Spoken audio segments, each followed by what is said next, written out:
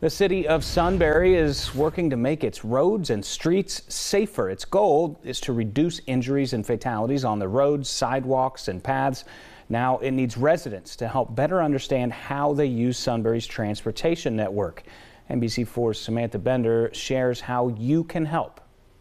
Sunbury has been awarded $150,000 in federal funding to complete a roadway safety action plan. The purpose of the plan is to identify problem areas in the city's roadway network and develop recommendations for improving them. According to Sunbury City Administrator Daryl Hennessy, the city has formed a committee to analyze crash data over the last 10 years. Over that 10-year period, there have been 900 crashes, almost 900 crashes on the city's roadway network. And of that, there have been 5 fatalities and 20 serious injuries.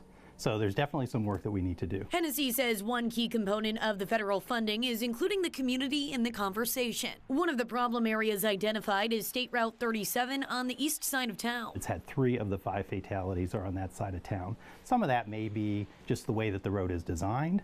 It's also an area where you come around a bend.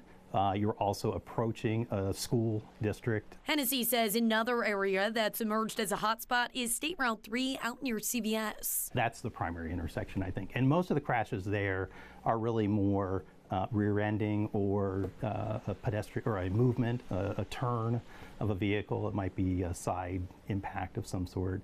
Not as many fatalities in that area, but because of the number of cars going through that area, that's been one of the trouble spots. Hennessy says Sunbury is growing rapidly, and while traffic volume can impact roadway safety, there are other factors too. There may be some communication issues. There may be an enforcement issue.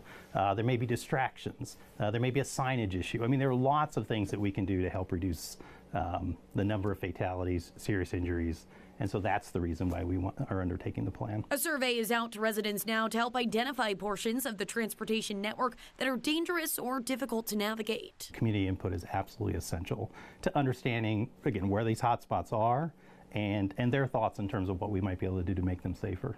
Hennessy says the goal is to have the results of the survey by January 25th. Once all of that data is collected, the city will present a draft version of the plan to the community for additional feedback before finalizing it.